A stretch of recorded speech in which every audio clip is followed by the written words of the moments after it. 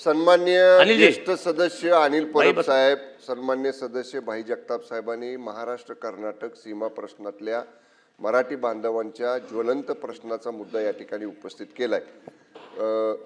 ते स्वीकारायचा किंवा दुसऱ्या आयुधाच्या माध्यमातून चर्चा करायची हा पूर्णपणे मान्य सभापतींचा अधिकार आहे।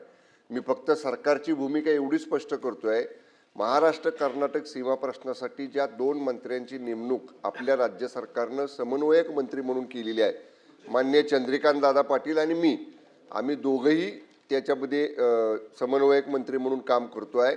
आमच्या 3 बैठका या बाबतीत आपल्या राज्य सरकारच्या LNJD बरोबर आणि AG साहेबांच्या बरोबर चर्चा झालेली आहे।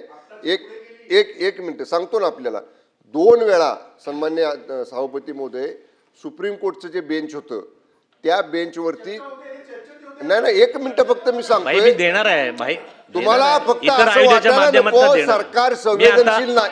अनिलजी परब साहेब ऐका ना, अनिलजी ऐका ना,